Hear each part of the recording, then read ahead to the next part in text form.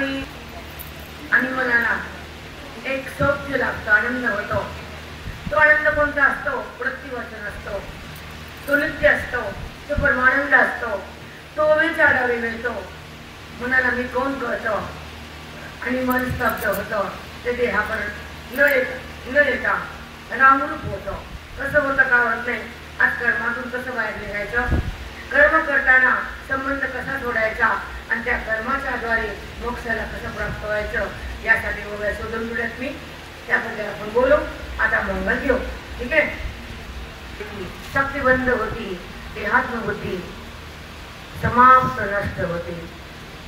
हे या सत्संगाची रीती. सत्संगातून हे होतच.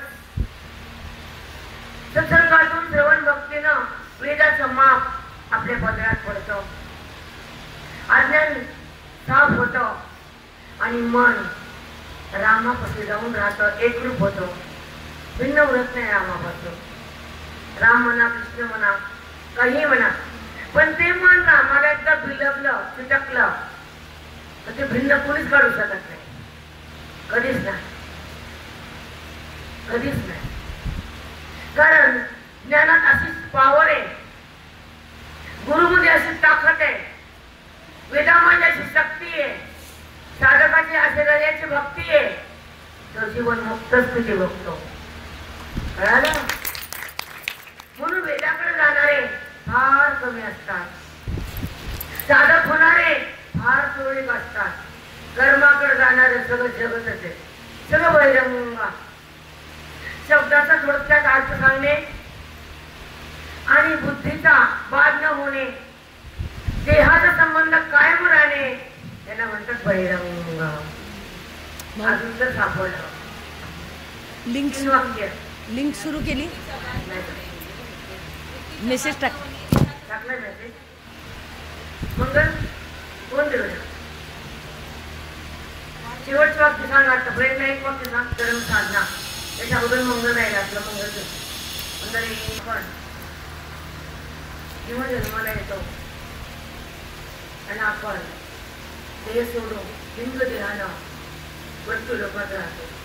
जन्माला येतो आणि मृत्यू लोकात उरतो, राहतो. का राहतो? तर बंधन. का येतो? प्रारब्ध. का जातो? कर्म संपलं. कळलं नव्हतं?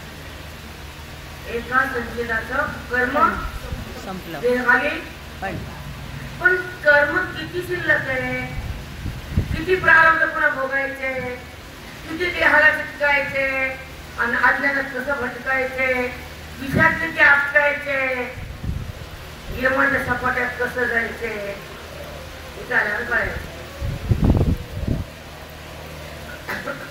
कारण जेव्हा जेव्हा ते मन, ती बुद्धी अविद्येच्या अधीन राहते आणि ते मन आणि ती बुद्धी, ते अंतःकरण साधूचा श्रवणात रंगून जातं. आणि मन कशात रंगलं सांगा? देहात, विषयात, नात्यात. तुम्हाला आवाज आहे का? थोडं माहिती देऊन देतं. वेदाचा मार्फत त्याला पाप नाव येतं. मी सांगतो खोट्यातून निघा, संत सांगतात खोट्याला वाद करा, मन सांगतो खोट्याला धरा. संत म्हणतात वाद करा आणि बुद्धी म्हणते खोट्याला धरा. आता वाद करा का धरा? धरलं तर धरा का? आधी धरले ना बुद्धीनं देहाला, नात्याला, प्रॉपर्टीला, जगताला. आलं सगळंच बोलली. आले की नाही? जगत बोलायला काय राहिलं? काहीच नाही. आता जगतच बाधित झालं, मिथ्या ठरलं, अनित्य वाटलं आणि ते मन त्यातून मिटलं. अनित्य वाटलं, मन तिथून मिटलं आणि ज्ञानानं नटलं. प्रारब्ध फुटलं. संपलं. संपलं प्रारब्ध. काय करायचं? ज्ञानी महात्म्याला प्रारब्ध काहीच करायचं. सहज समोर जाताना येत जात काय, साधू त्याला पाहत आहे, सुख असो का दुःख असो दोन्ही नित्याच आहे. काय केलं प्रारब्धानं?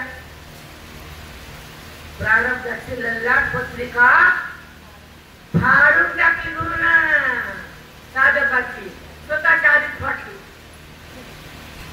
आणि साधकाचे फाडायला इथं आले गुरुजी, आले की नाही? कारण असे थोर माणसाची संगती आणि त्यांचं चिंतन ऐकायचं. काय सांगू आनंदित जायचं. 8 दिवस पण सुरतच होतो.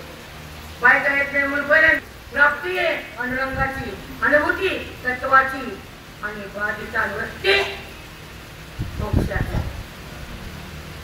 मोक्ष झाल्यानंतर वृत्ती बाद होतो. त्याच्यात मला बोलते तुम्हाला बऱ्याच काही उद्दिष्ट मी सांगणार तुम्हाला समाधी लागायची, मला येडे लागायचं तुम्हाला बघून. परमात्म्याकडे जातो. कसा जातो ऐका. जेव्हा वेदाचा बोध, मौलीचा बोध, गीतेचा बोध एकत्र होतो, सत्संग मजबूत होतो आणि बोधाच्या द्वारे मन विघरून जात. मन विघरत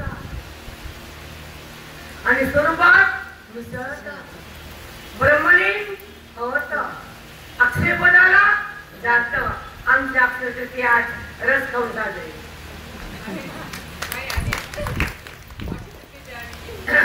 ते काय होतं? अक्षय. त्याचा क्षयच होत नाही, त्याचा नाश. त्याला होण्याचं अक्षय. प्रत्येक सणाला वेदातून एक त्याची एक महती आहे, त्याचा एक संबंध आहे. अक्षय त्याचा क्षयच होत नाही, पुन्हा त्याचा नाश होत नाही. त्या मन आणि भगवंत एक झाले. भगवंत कधी मरतो का? मग ते मन भगवंतात गेला कधी मरल का? मग त्याला म्हणायचं अमरा अमरा खरे की पहा खोटे ते. तुम्ही अमरच आहे, तुम्ही अक्षयच आहे, तुम्ही क्षय द्यायला का बघायला लागला का? वेदांत आपलं द्या, गोळ्या द्या, मडक्या घ्या. अडकून अडकून काही कळलं नाही वळलं. हे पण म्हणतच येते त्याला 5 पोळ्या की हे 5 होते की हे देऊन टाकायचं लोकांना. कळालं का? तृतीयाचं वाण नाही अजून प्रत्येकाला वेदांताचं कारण मूळ कारण वेदांत शास्त्रा धरून तुमचा विधी आहे. अक्कल फिकल 5 पोळ्या 5 होत आणि खाली मडकं हे मडकं 5 फुटाचं हे मडकं आहे ते द्यायचंय कुणाला? भगवंताला अर्पण करायचे. भूतातून बाहेर यायचे, मनोबुद्धीला ईश्वराकडे यायचे, संतांच्या हाताला धरून तरुण जायचे. ते तुम्हाला मी सांगितलं होतं. त्या बापाने नवरा करून दिला पुन्हा पुन्हा लागतं का? मरुस तर पुन्हा हात वाटतं झालं म्हणून आणि पुन्हा अजून जागी होती. त्याला म्हणतात दृढ ज्ञान अदृढ ज्ञान. अदृढ ज्ञान पुन्हा घात करतं, दृढ ज्ञान संशय रहित असतं. पुन्हा पुन्हा मन देवाकडे पूर्ण मायेचा आपण नाश केलाच नाही, थोडा संशय असतो. म्हणून ज्ञान कसं असावं? दृढ. आता एक सांगते, आपण स्थूल देह, सूक्ष्म देह, कारण महाकारण सगळं काही आपण ऐकलेले. स्थूल देहाचा संबंध अविद्येमुळे आणि कोण संबंधाचा तुम्हाला कोणी विचारलं तुम्ही वेदांत ऐकताय, तुम्ही जर चुकला तर आमच्या गुरुगती जाते की राहते. गुरु जर बेकार निघाली तर नाव कोणाचं आहे? मोठ्यानं बोलायचं माय बापाचं. आणि पोरगी तर छान वागायली तर नाव पण त्यांचं आणि त्यांच्या संग सासू सासऱ्याचं नाही का? म्हणून आपली जर बुद्धी स्थिर झाली, पवित्र झाली आणि मुक्त झाली तर वैभव गुरुंचा. आणि बुद्धी जर पाप करू लागली तर मग काय झालं? आता म्हणा बुद्धी चार वृत्त्या उत्पन्न होतात, नष्ट होतात. कधी अहंकार येतो, कधी चिंता येते. चिंता येत नाही का आपल्याला? आमची पुष्पाबाई बघा ना, MBBS कधी नातं होतं वाटत नाही. त्याचा बेडा पार. कारण साधूकडे आला, साधक ब्रह्म झाला. अज्ञानाच्या बेड्या तोडून गेल्या आणि तो साधक भवसागरात तरुण गेला. भवसागर. जसं नदी वाहती, एक काठ अलीकडं, एक काठ पलीकडं. ह्या काठावरून आपण त्या काठावर जातो. पण पहिला काठ म्हणजे धर्मशास्त्र, धर्ममीमांसा. जीवानं कसं वागावं, बुद्धीनं कुणाला बघावं, अंतकरण देहाला तोड कसं पवित्र करावं, दान धर्म पूजा अर्चा व्रत उपासना तीर्थयात्रा या माध्यमातून पहिला काठ ओलांडला. तर दुसरा काठ वेदांत शास्त्र, उत्तरमीमांसा ही पूर्वमीमांसा, धर्मशास्त्र. त्याची आराधना केली आणि सगळं मन पवित्र झालं. त्या जीवाला साधू मिळतातच, मी कोण कळतच, ब्रह्मज्ञान मिळतच, त्याचं पाप जळतच आणि त्याच्या हृदयात पांडुरंग प्रगट होतच.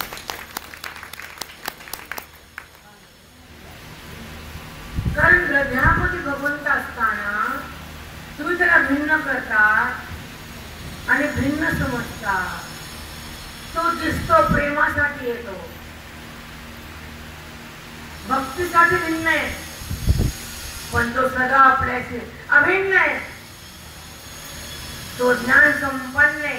हे ज्याला कळतं तो ज्ञान संपन्न आहे की नाही? किती सूक्ष्म शब्द आहेत. 3 शब्द मला सांगितले वाक्य. तुला सांगा काय सांगितलं का? त्याची अर्चना, त्याची पूजा, त्याला हार, त्याला नैवेद्य, त्याला प्रेम करणं आणि त्याला पण हृदयात पाहणं. भक्तीनंतर त्याचं ज्ञान होणं, ज्ञानानंतर त्याचा अनुभव घेणं आणि अंतरंगात जाऊन चिन्मय होणं, त्याला म्हणायचं ज्ञानमय अवस्था. त्यामुळे जर का आपण त्याला सांगू का? आणि बुद्धीचा भगवंताचा संगम आहे, त्या हृदयातून वेदाचा उगम आहे, त्या वेदाच्या बोधातून जीवाचा आणि परमात्म्याचा संगम आहे. त्याला म्हणतात हृदयाच्या ईश्वराची जी उत्पत्ती ना, जी सदा प्रतीती ना, त्याच्या ठिकाणी बुद्धीचं एकीकरण आहे. त्या आत्मतत्वाची बुद्धीचं एकीकरण म्हणजे एकरूप. ती एकरूप होती कुणाची? परमात्म्याची. भिन्न होती देहाशी, अभिन्न होती तत्वाशी आणि सुभोक्ती त्या व्यापक तत्वाची. ती व्यापकच होती बुद्धी, परब्रह्म होती बुद्धी, रामरूप होती बुद्धी. ती देहातून भिन्न होती. देह आहे का नाही, का माझा का तुझा, तिला माहीत नाही. कारण देहाचा संबंध संपला. आपण महावीर शास्त्री गेले त्या गावात काय चाललं कळतं का? कळतं का? आपण त्या गावाला असं ना, ज्या ज्ञानानं, ज्या ओळीनं मन बदलून जातो, देहभाव संपून जातो आणि ईश्वर बुद्धी प्रगट होतो. काय चिंतन, काय शब्द आहे? बुद्धीमध्ये कोण प्रगट हो? ईश्वर. ईश्वर संपूर्ण परमार्थ करायला संपला. त्याच्या दर्शनाची वाट भगवंत पाहतो. ऐका, आता समाधीमध्ये गेले मंत्रबाई संघ आतमध्ये गेले त्यांचं सांग ते ओढे तोडे आले 2-3 ताट असा देव कुठंच त्याचा देवाण आहे का सांगा? परत दर्शन बी लांब नाही. मी म्हणलं मंगल चकप नाही बाजूला काढतील आणि एकरूप करतील. ती आई लेकराला सुख देतील. ते आत्मसुख चुडा लाडू संपून जातो. आईचा पैसा उडून जातो. प्रॉपर्टी उडून जाते शिल्लक. जीवात्मा पुढे निघून जातो, पण माऊलीचं धन हृदयात आल्यावर जीवात्मा संपून परब्रह्म होतो. तिची दुरी त्यांची आईची ती साडी चोळी लाडू पेढा संपते, पण माऊलीचे धन देतात ते संपत नाही, पिढ्याने पिढ्या जात नाही. प्रलय जरी झाला तर जीवात्मा शिवात्मा भिन्न होत नाही. ती आईची सुंदरी म्हणजे ब्रह्मज्ञान.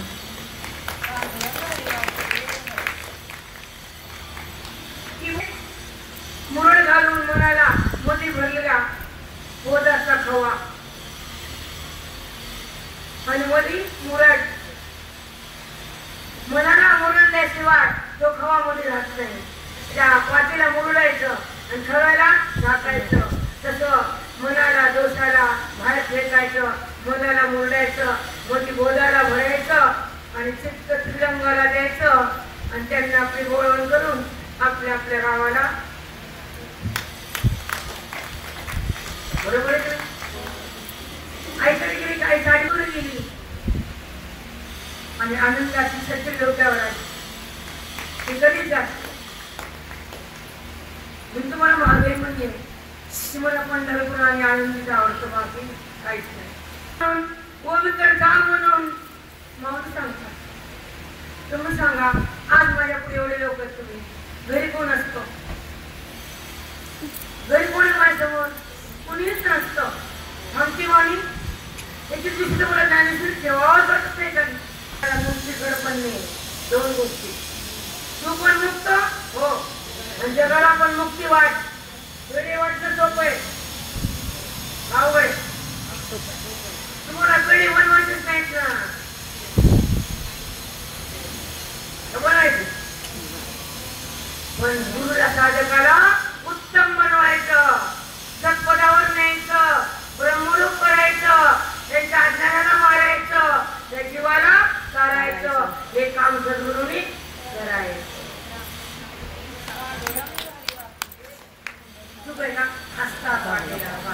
चित्राचा लेखा लोकांचे काय अपेक्षा आहे? मला माझे गुरु येतं, मला कधीच कम पडणार नाही, न संसारात न परमार्थात. तर मला म्हणतात असतील त्यांचं ज्ञान साधना अपरंपार असतील, आयुष्याची तपस्या असतील, बोधाची स्थिती असती आणि मोक्षाची रीती असती, सुखाची प्रतीती असती, ही साधूची ही व्यासपीठाची रीती असते. तिथं तेच असतं, बाकी काही नसतं. मग काहीच नसतं. त्यांच्याकडे फक्त त्या व्यक्ती ओळखीसाठी ती खाली आले असतात. जगताच्या ओळखीचं देणं देणं नाही, देहाचा संबंध करणं नाही, बुद्धीचा भेद बुद्धीला भेदाला बुद्धी ठेवणं नाही आणि अभेदाशिवाय जगणं नाही. त्यांचं नाव साधू संत. आज एक घडलं पाहिजे सकाळी वासे वापस केले माझे अंतरंग. मी कोण कळतो? अंतरंग. आणि सुखाला सुरुवात होती अंतरंग. जगत बुद्धीतून भिन्न होतं अंतरंग आणि देहाचा संबंध बंद होतो अंतरंग.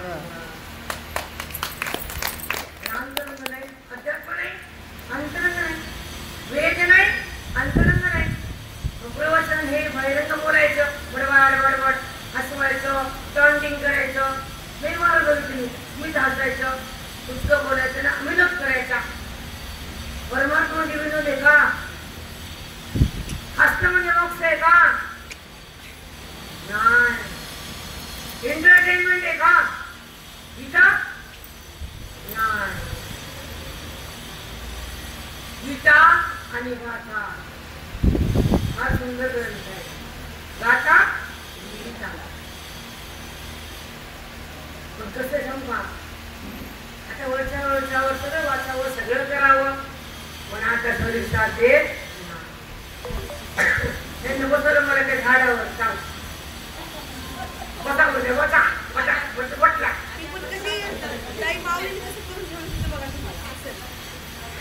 म्हणजे इथं बसा तर मला वाटतं बोल खूप आणलं बघायचं काय झाड कापलेलो. बरं झाड एवढं मी येऊ आणि बटा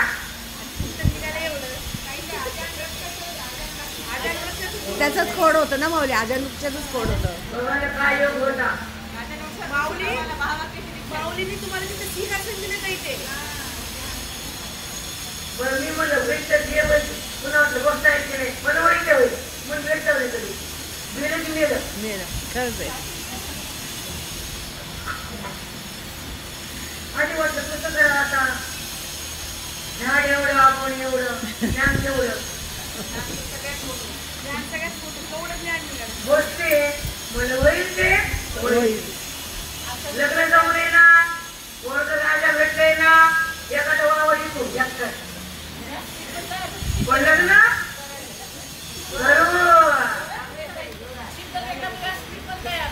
हो सिद्धगड व्यासपीठ तर हे कुणाची कल्पना आहे माऊलीची. ज्ञान त्यांचं जगात पण ते आहे.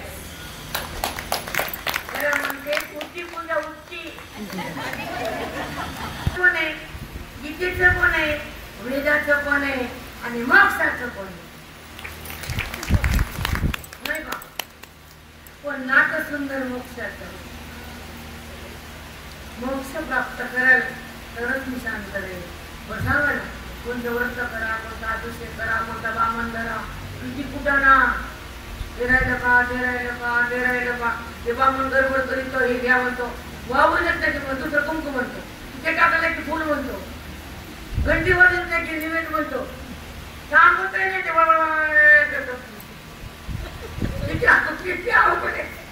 मिळावा का देव बाजूला जावा कळतं का काही त्याला बाजूला ठेवून बघायचं. देवाला काय करायचं भिन्न कोणाला भिन्न आणि तो आहे अभिन्न. हे जर जाणलं तिथं मन आणलं तर पूजा करायची नव्हती. हे जर जाणलं तिथं मनाला आणलं आणि त्याला हे केलं तर महापूजा झाली. प्रमाण देऊ ज्ञानी तो आत्मा काय म्हणले कृष्ण ज्ञानी तो आत्मा माझा ऐसे बोलिले कपिंदच्या सप्तम अध्याय. ठीक आहे. आता त्यारदी घातले उभी कधी काय ज्ञानी करायची शब्द तरी कळा अर्थ नाही केले. ह्या हृदयाचे ट्रान्सफर करतो म्हणजे माझ्या बुद्धी बोध होता ज्ञान होतं ते ज्ञान माझ्या साधकाला आपल्या पदी सांगा बरं आपलं पद कोण देते देवाला म्हणजे देवा तुझी शक्ती देते देतो का ते त्याला माग बरं नमस्कार नमस्कार करा कोणतं व्रत ते आता निघालं माझ्या लाडू करायचं लाडू प्राप्त केल्यावर सगळं जात येते की नाही का. जिथं नाही संकर तो आहे शंकर. ज्या बुद्धीमध्ये अविद्येचा होत नाही संकर ती बुद्धी आहे शंकर. मग त्याचा मुरुबी आला त्रिशूळ बी आला नाही का. ब्रह्मा विष्णू महेश जीवात्मा परमात्मा झाला तिघाचं मूळ इकडे आलं. चैतन्य कालचा गेलं का बाहेर आहे ना जरी रस्त किंवा पेटी पुन्हा करा जास्त नाही तो जरी भिन्न आहे आकारानं पण निराकारानं आमच्याशी जरा अभिन्न आहे.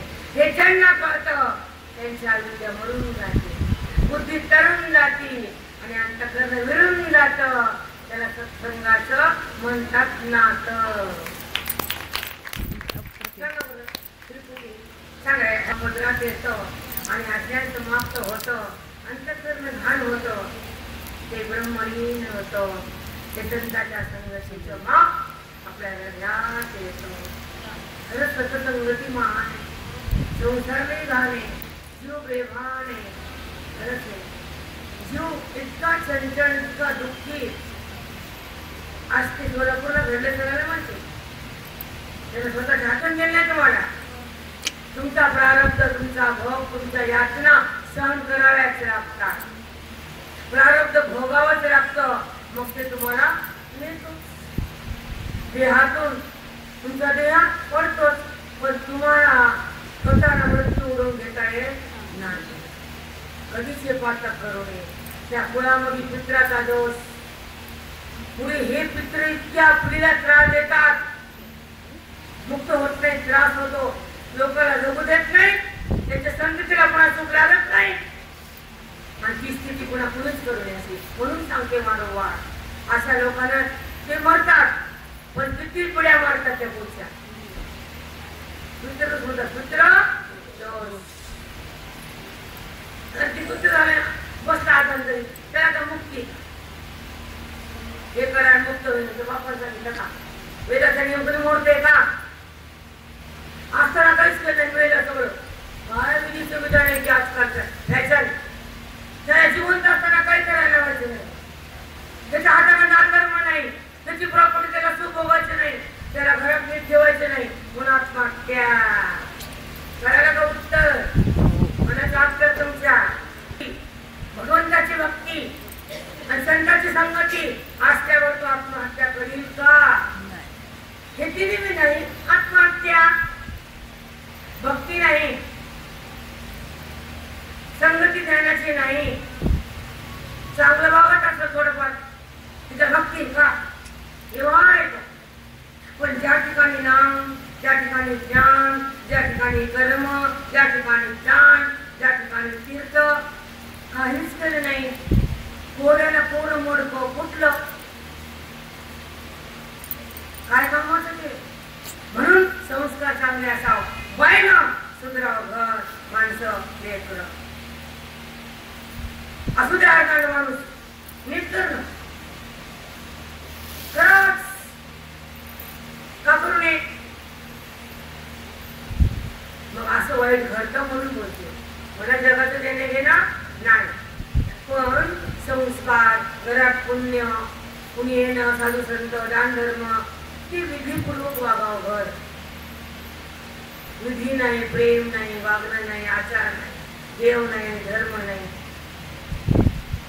आणि पुढे वेळेवर हे करा, यज्ञ करा, याग करा. जिवंत असताना काही नाही, मेल्यावर दम नाही, करायच नाही.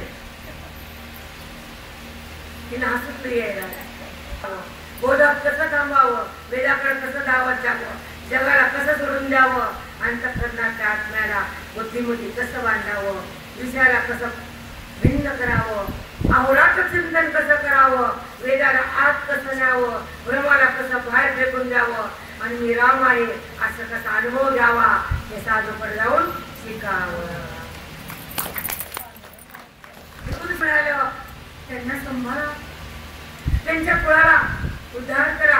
जे कोणी गेले निघून, आपले माय बाप भाऊ जे बी असेल कोणी, त्यांचा उद्धार व्हावा, त्यासाठी आपला हा जन्म, हा देह, त्याचा विनियोग व्हावा. वासना लावाव्या, कर्म कर, खरंच झाला व्हावाच. तर त्या माय बापाचा उद्धार झाला तर लेख म्हणते दिला, त्याचं नाही. साडी देन बळवंत आणि मला दंडात कर, तू काय तिला काळ असावा, एवढा चमत्कार असावा, एवढी तपश्चर्या असावी, एवढ्या पुण्याचा साठा करावा. जीवन जगता जगता जगता श्रवण भक्तीनं पुण्याचा साठा होतो. वेद आत येऊन थांबतो, राम बुद्धीत प्रगटतो, आणि जीवात्मा परमात्मा म्हणतो. असा आपण वागावं. भाग ठेवलेला येतं, आणि तेव्हा ती कुस उजवल्या जाते, आणि ती मान आणि बाप धन्य, ते कुल धन्य होत. तिला लेख म्हणावं, नाहीतर बैलाच मी कळली नाही. एका ठिकाणी गाडले तिथंच त्याला बैल बांधलं जातं. मी बुद्धी बैल पण बांधली मी एकाला, मला हे दे दोर मावा ते उठता येणं बसता येणं ते तू नाही दिला आता करू करू काय. आई बस इथं मी करते, आई उठलो करीत का मी करते, घरी करतेस ना, मग इथं का मर ना. तिला सुख दे चार दिवस. माझ्या चंद्राच्या गंधा कुठून राहिला आता जेव्हा मी उगत बोलत नाही, लई बुद्धी केलं मग बोलतो त्याला प्राप्त करावं आणि त्याच्या प्राप्तीसाठी श्वास विसावे, विश्वास दूर ठेवावा, आश्वासन मुक्तीचं घ्यावं आणि मनाला भगवंतात सोडून द्यावं, जगतात उडू देऊ. आता पण जगतात उडतं, विचाराकडा घेतं आणि मी करतं, ते पद्धतीचं असतं. मुक्त कधीच नसतं. मन मी काय करतं अविद्येनं, मग माझं काम म्हणतं वासनेनं, देहाकडे का राहतं अविवेकानं, जगताला का पाहतं भ्रष्ट बुद्धीनं, जगतात पुन्हा पुन्हा काय येतं बंधनानं.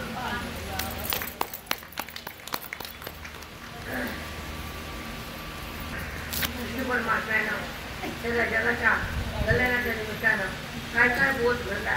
बोधाचा भांडार म्हणजे ज्ञानेश्वरी, सुखाचा सागर म्हणजे ज्ञानेश्वरी, अहंभावाचा नाश म्हणजे ज्ञानेश्वरी, अविद्येचा निराश म्हणजे ज्ञानेश्वरी, बुद्धीचा सुखाचा संगम म्हणजे ज्ञानेश्वरी, वेदाचा चमत्कार म्हणजे ज्ञानेश्वरी आणि बोधाचा हा अपकार म्हणजे ज्ञानेश्वरी. मग त्या ज्ञानेश्वरी म्हणजे काय काय आहे ते पाहू. मी थोडस गोव्या काढल्या का त्या कर्मातून ज्ञानाकडे कसं जाता येतं, कर्म कसं करावं. म्हणजे एक निष्कर्म होतं, एक शुद्ध सात्विक कर्म होतं आणि त्या कर्मातून मनाला भगवंताकडे जाता येतं. जे कर्म आसक्तीने केलं असतं, संबंधाने केलं असतं, बळाच्या आशाने केलं असतं, अंबावनं केलं असतं, ते सर्व नरकाला येतं. आणि ज्या कर्मातून मन बाहेर येतं ते कर्म सात्विक आणि शुद्ध आणि हरि ओम तत्सत पदाच्या संकल्पाने केलं असतं. ते संकल्पाच्या द्वारे ते कर्म शुद्ध होतं आणि ते कर्म तुमच्या बुद्धीला भगवंताकडं नेतात. ते वरून भड काढले सोडून त्या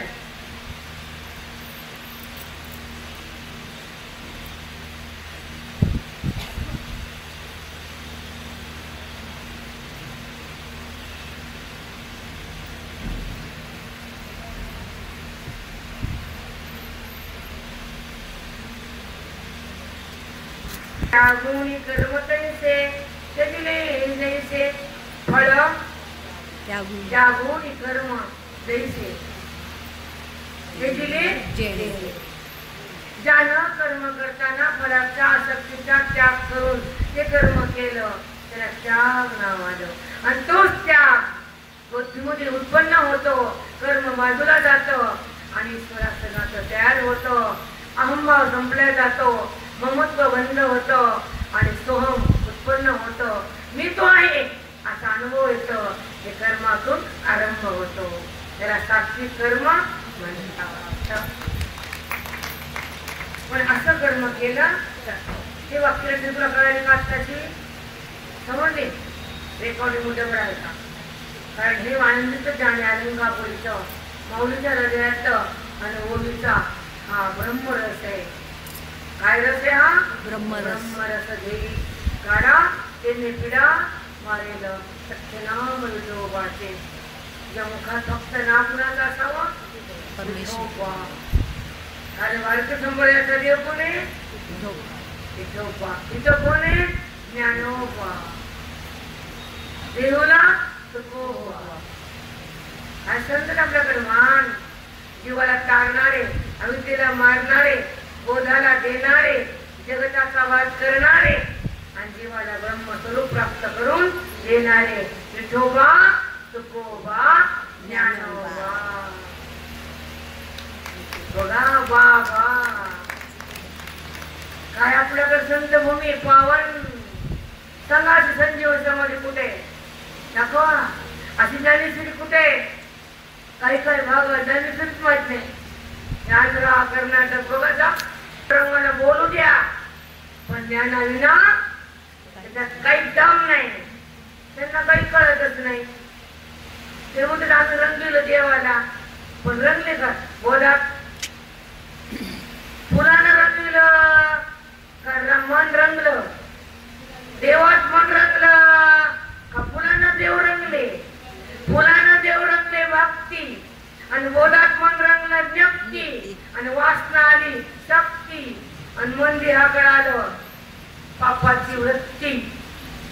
त्याने येऊच देहाकडं खरंच सांगते, आपण कमी पडतो, अभ्यास कमी पडतो, निद्रा कमी पडतो, संतांची कृपा कमी पडती, म्हणून बुद्धी देहाला धारण करते. त्यासाठी देहाकडे राहूच शकत नाही. बोधानं वेदानं गीतेनं देहाला सुटकते कदापि नाही. उदास मन होतं, अंतःकरणात विभान होतं, त्या अंतःकरणात ज्ञान जातं, मी भगवान आहे असं कळतं, तेव्हा देहाची जी प्रकृती आहे ती बाधित होती, बाजूला जाते, बाद मिथ्या करता. एक सत्य आहे, बाकी मिथ्या आहे.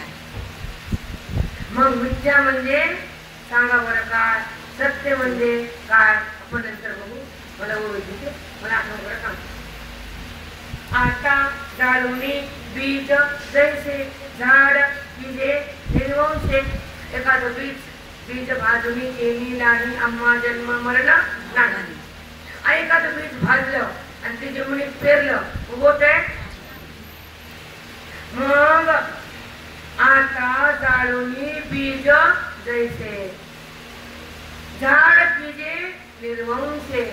एखादं बीज पेरलं उगवतच नाही, अज्ञान जाळलं जन्म येतच नाही. कळलं का? बियाला जाळलं अंकुर नाही, वैसाचे रोजा. बियाला भाजलं पुरलं शेतात मातीत उगवत का? तसं अज्ञान जाळलं तर पुन्हा जन्म उगवतो का? किती छान आहे. आता 18व्या अध्यायाला सुरुवात झाली.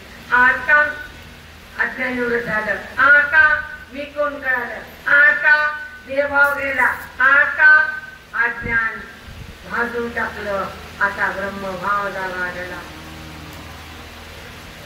जाळूनी बीज जैसे झाड तुझे निर्वंशे. ते बीज जमिनीत गेलं, अंकुर नाही, ते बोध आत गेला, वृत्ती ज्ञान उरत नाही. काय माऊलींच्या ओव्या कशा आहेत का? पण आपण मोठं फिरू येतात ते आत्ता कोण आत्ताला किती वाक्य सांगतो मी सांगते की नाही आत्ता एका शब्दावर. हे माऊली बोलतात आपण नाही. आता पुढचा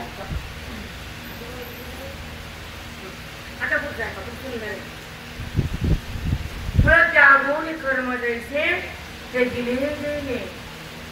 फळ त्यागून कर्म जैसे. कर्म केलं पण फळाचा त्याग. कर्म जैसे असं कर्म केलं तर त्याला काय म्हणतात? त्याग. माऊलीचा विषय बघा, बोध बघा.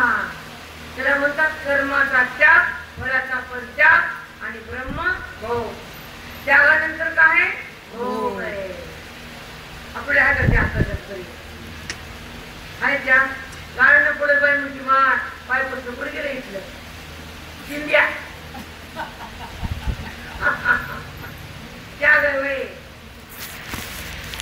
आता तया लागत ठेवो पडशी धातूची गंध कळका देशी जाती रजत मेटैसी सुटली दोन्ही. जाती रजत मेटैसी सुटली दोन्ही.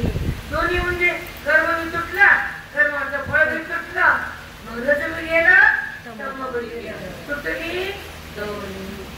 आज बोले प्रत्येक सांगायला त्याला सांगायला नाही, इतर तुझं वाचायला मला लागत ठेवो पडशी धातूची गंध कलिका जायची. लोखंड गंजलेलं होता पण पोलिसाला लागलं तर पोलीस म्हणलं नाही तुला गंध चढला, तुला सोनं करत नाही. तसं संत म्हणत नाही तुला दोष आहे, तुला मुक्त करायचं नाही. धातू गंध करीत फक्त घटन ते या शुद्ध होऊन काय ओव्यात बघा ना, नाही मस्त बघायला.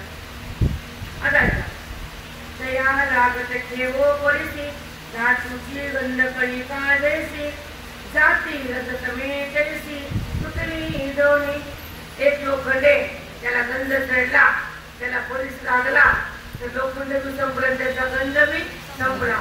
तसं बोध मध्ये गेला तम बी संपला, रजतम संपलं. तैसी कळतं का आपल्याला? तैसी सांगा बरं खरं मला एकच कळत पडत नाही, बायकांना सगळं काय कळतं, ओवीच करतो. जगात तो आहे हे कळतच नाही. सगळं मीच आणि सगळं माझं. जगत तेच आणि जगात तो, आधार तो, जगात तो. आता कुठं मी समजू करा नाही मला आवड आहे हे कळायला, हे अवसाने यायला, या भूमिकेत जायला लई तपस्या लागते. लई काय मला प्राण काढायला सुरू लागला इथे यायसाठी. अंधदेवा सत्वे चोखाळे उघडती आत्मबोधाचे डोळे. बघा कोणते डोळे? आत्मबोधाचे. उघडती आत्मबोधाचे डोळे तेच मृगांबू सांजवेळे होय जैसे. मृग सांजवेळे मृगांबू सांजवेळे होय जैसे. आता आपण पहिल्याकडे येऊ. सत्वाचे चोख हे काय? सत्व तेने चोखाळे. सत्वगुण जेव्हा उत्पन्न होतो तर अंतःकरण शुद्ध होतो. आता तो प्रयास कसा बघूया आपण. चला सांज वेळे संध्याकाळी ऊन नसतं, मृगजळ भासते का? नाही. मृगजळ केव्हा? अशा प्रकारे.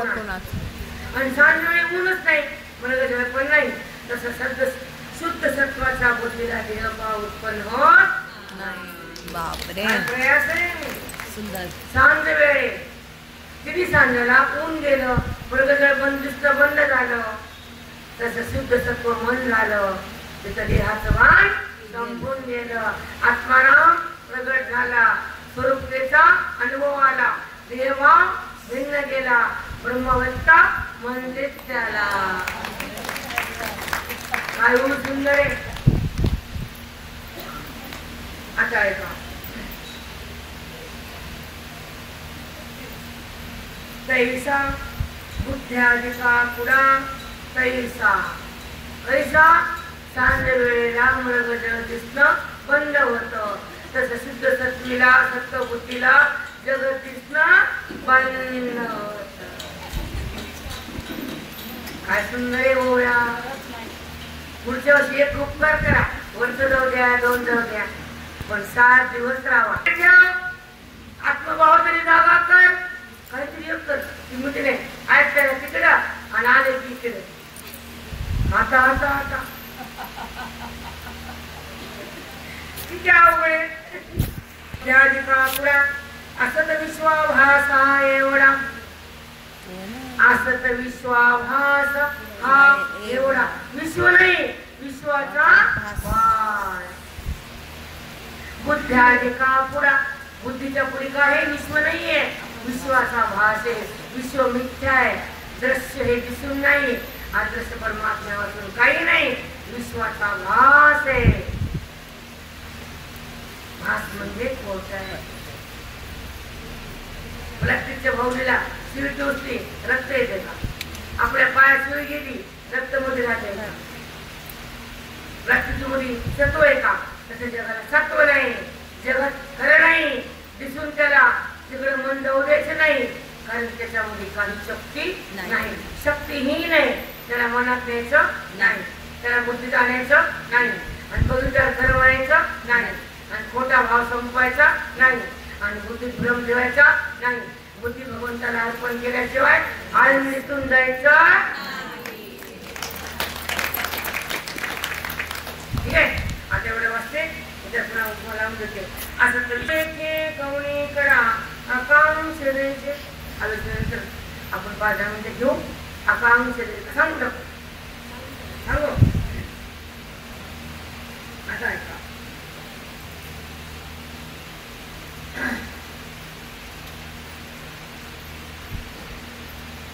पहिल्यांदा बुद्ध्याधिका पुढा हा विश्वाभास एवढा.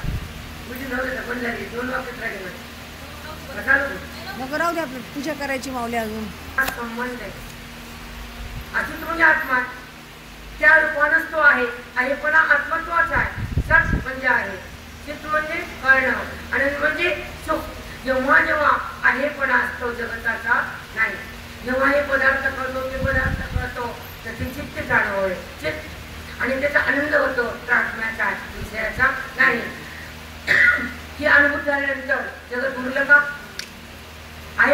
आत्म्याचा, कळणं त्याचं, सुख त्याचं, विशेष सुख उरलं, जलभाव उरला, अज्ञान उरला, मीपणा उरला, आंबाळा उरला, आंबा संपला, ममत्व बाजूला गेलं आणि सोहमभाव जागा झाला.